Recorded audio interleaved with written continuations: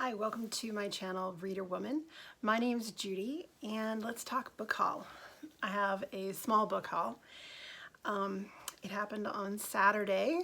I unexpectedly went to my local independent bookstore. Yeah. I don't know about you. When I hit a bookstore, it doesn't matter if it's new, used, combination of the two. If I have a book in mind, I will walk in and have either one of two experiences.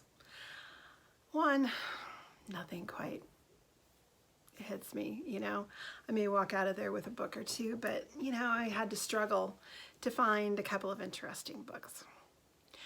Or it was like Saturday when I wanted all the books.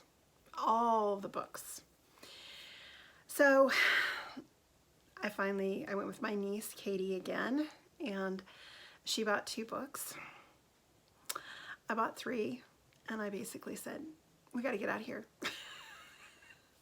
I cannot be here any longer because I might not be able to control myself. And even then I bought too many books, but I thought I would show you what I got. The first one is kind of an oddball one. It is To the Edge of the Bright World by Owen Ivy. And this is, when was it published? Sorry, I should have looked that up first. 2016. Beautiful hand-drawn map of part of Alaska. Where I live, it's in Whatcom County, and Whatcom County has Whatcom Reads, and this author will be here in town in March sometime of 2020. So my book club, we traditionally read the Whatcom Reads in February, so we're ready to go see the author. And so I just decided, I saw the book and I knew I was going to get it anyways, so I thought I would go ahead and do it. And this,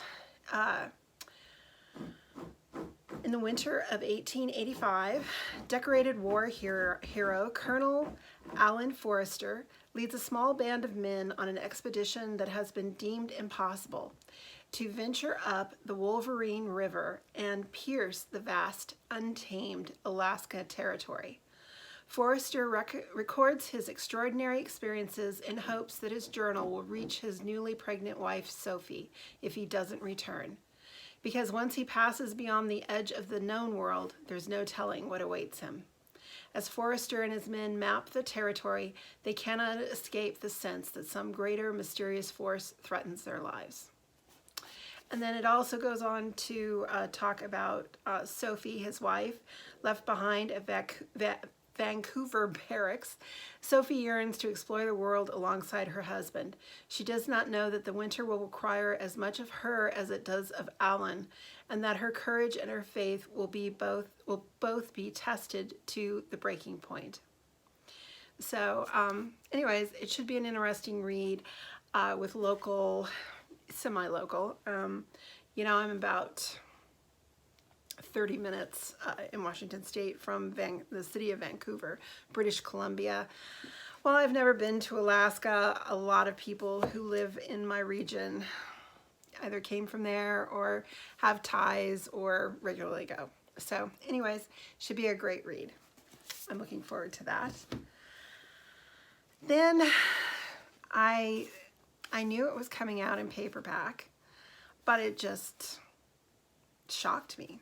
The Library Book by Susan Orleans, and Orlean rather. So I just couldn't resist, and I can't wait to read it. Let's see here.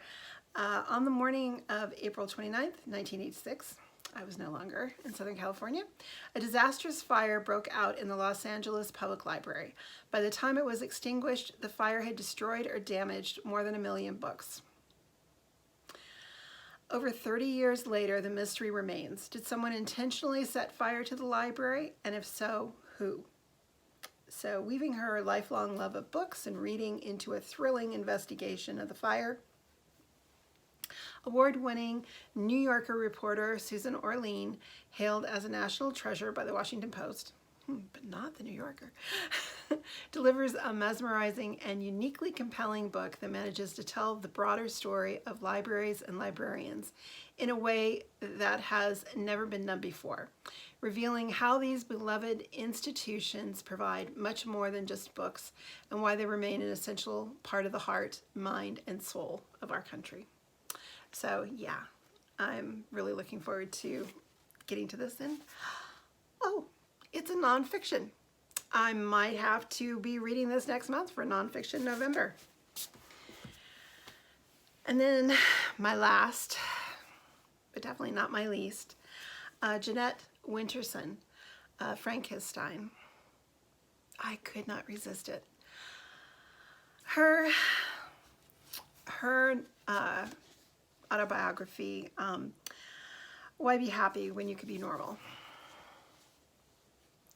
I read it. I made my book club read it. I gave it to my 3 nieces for Christmas. It just so resonated with me. And so when I saw this lovely little hardback copy, I said I have to have it. I have not read it. I should have. I was okayed on NetGalley to read it.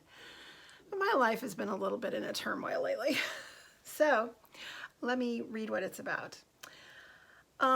Lake Geneva, 1816. 19-year-old Mary Shelley is inspired to write a story about a scientist who creates a new life form. In Brexit, Britain, a young transgender doctor called Rye is falling in love with Victor Stein, a celebrated professor leading the public debate around AI and carrying out some experiments of his own in a vast underground network of tunnels. Meanwhile, Ron Lord, just divorced and living with his mom again, is set to make his fortune, launching a new generation of sex dolls for lonely men everywhere. Across the Atlantic in Phoenix, Arizona, a cryogenics facility houses dozens of bodies of men and women who are medically and legally dead, but waiting to return to life. What will happen when Homo sapiens is no longer the smartest being on the planet? In fiercely intelligent prose, Jeanette Winterson shows us how much closer we are to that future than we realize. Funny and furious, bold and clear-sighted, Frankenstein is a love story about life itself. So, thoroughly looking forward to this. This is an experiment. I've been having nothing but problems with uploading videos to YouTube on my iPhone. So, we will see if this uploads. Hopefully, if you see it, you know it did. Hope you're having a great evening, and we will talk books again soon. Bye.